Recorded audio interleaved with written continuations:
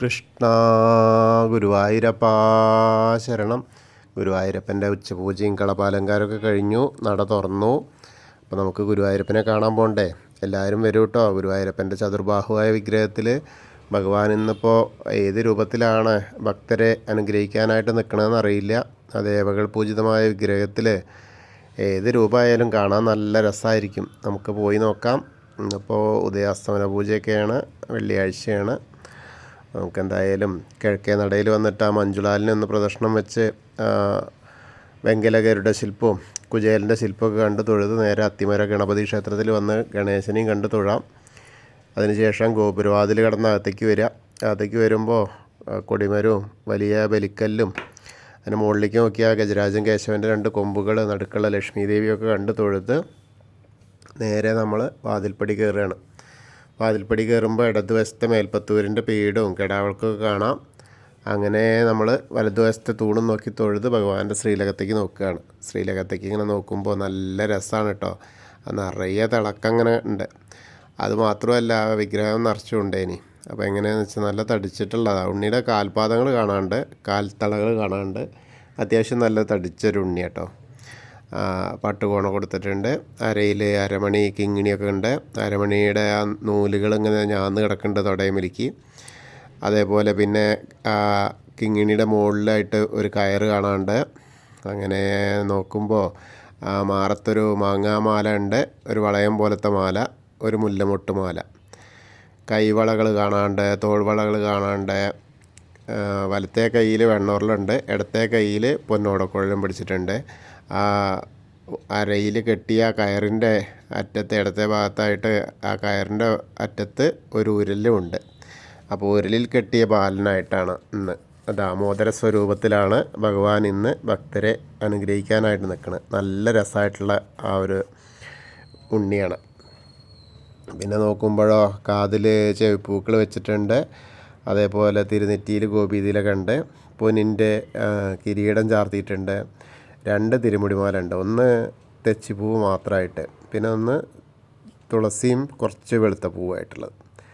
അതേപോലെ 2 ഉണ്ടമാലകളും. ഉണ്ടമാലും എന്താ വെച്ചാൽ തെച്ചി, തുളസി, വെളുത്ത പൂവായിട്ടുള്ളത് തന്നെ.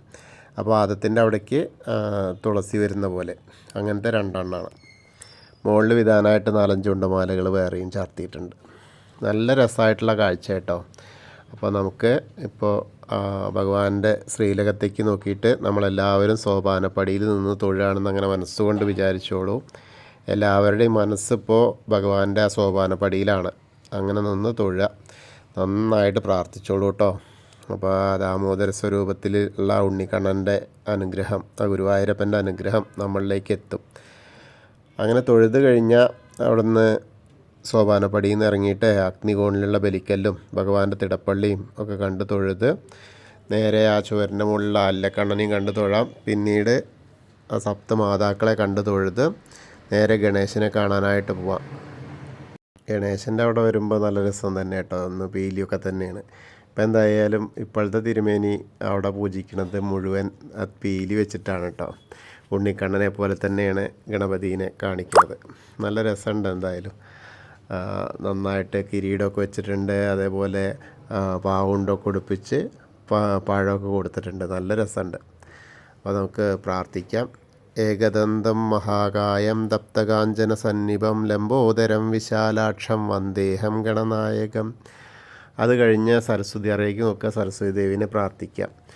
സരസ്വതി നമസ്തുഭ്യം വരദേ കാമരൂപിണി വിദ്യാരംഭം കരിഷ്യാമി സിദ്ധിർഭവതു മേ സദാ. അങ്ങനെ തൊഴുത് കഴിഞ്ഞാൽ അവിടുന്ന് ഇറങ്ങിക്കഴിഞ്ഞാൽ ആ കോർണറിലുള്ള ചെറിയ ഗണേശനെ ഒന്ന് കണ്ട് തൊഴാം.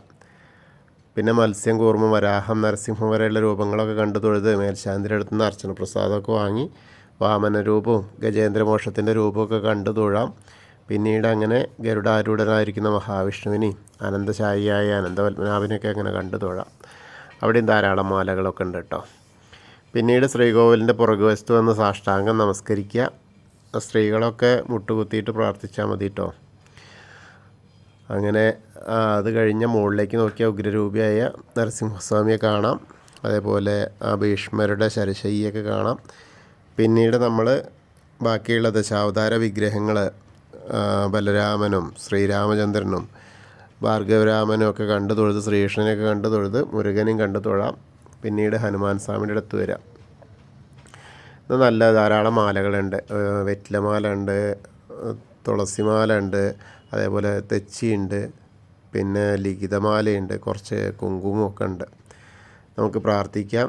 ത്വമസ്മിൻ കാര്യനിര്യാഗേ പ്രമാണം ഹരിസത്തമ ഹനുമാൻ യജ്ഞമാസ്തായ ദുഃഖക്ഷയകരോ ഭവ മനോജവം മാരുതതുല്യവേഗം ജിതേന്ദ്രിയം ബുദ്ധിമതാം വരിഷ്ഠം വാദാത്മജം വാനരയുധമുഖ്യം ശ്രീരാമദൂതം ശിരസാ നമാമി. ബുദ്ധിർബലം യശോധൈര്യം നിർഭയത്വം അരോഗത അജാഡ്യം വാക്പടുത്തം ഹനുമസ്മരണാത് ഭവേത്. ഓം നമോ ഭഗവതേ ആഞ്ജനേയായ മഹാബലായ സ്വാഹ.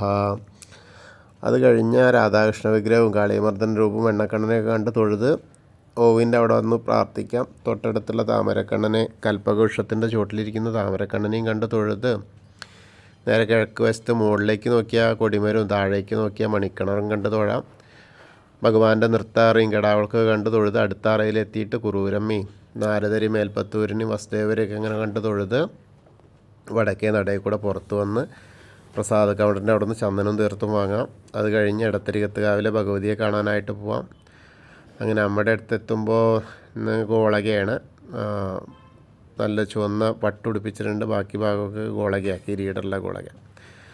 കുറച്ചും കൂടി കഴിയുണ്ടാവും. അപ്പോൾ നമുക്ക് പ്രാർത്ഥിക്കാം.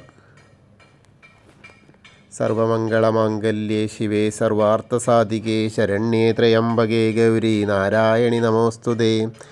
അമ്മയെ കണ്ട് തൊഴുത് വരുമ്പോൾ ആ കോർണറിലെത്തിയ വടക്ക് പടിഞ്ഞാറ് ഭാഗത്തേക്ക് നോക്കി തിരിഞ്ഞു നിന്ന് മമ്മിയൂരപ്പനെ മനസ്സിൽ വിചാരിച്ച് മമ്മിയൂർ പോകുന്നതായിട്ട് സങ്കല്പിച്ച് നമശിവായ നമശിവായ നമശിവായ എന്നുള്ള പഞ്ചാക്ഷരി മന്ത്രം ജപിക്കുക. അതിനുശേഷം നമ്മൾ അവിടുന്ന് ഇങ്ങനെ കൊടിമരത്തിൻ്റെ അവിടെ വന്നിട്ട് ഭഗവാന്റെ ശ്രീലകത്തേക്ക് നോക്കിയിട്ട് ആ ദാമോദര സ്വരൂപത്തെ ഒന്നുകൂടി കണ്ടു തൊഴാം. പിന്നീട് നമ്മൾ അവിടുന്ന് വന്ന് കൂത്തമ്പലത്തിലും വന്ന് തൊഴാം. പിന്നീട് അയ്യപ്പസ്വാമിയെ കണ്ട് പ്രാർത്ഥിക്കാം. അവിടെ പറഞ്ഞ മാതിരി അധികം വലിയ അതൊന്നുമില്ല.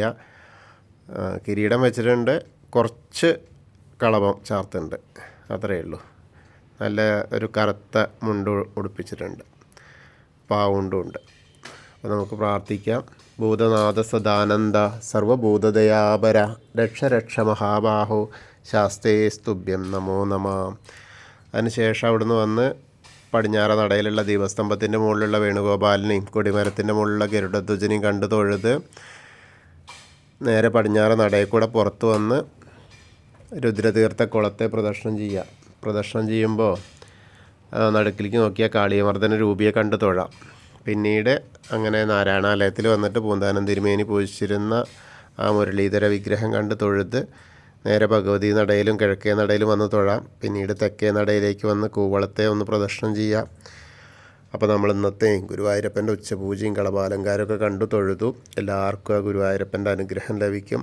കൃഷ്ണായ വാസുദേവായ ഹരയേ പരമാത്മനെ പ്രണതക്ലേശനാശായ ഗോവിന്ദായ നമോ നമ. ഹരേ കൃഷ്ണ. ഗുരുവായൂരപ്പാ ശരണം.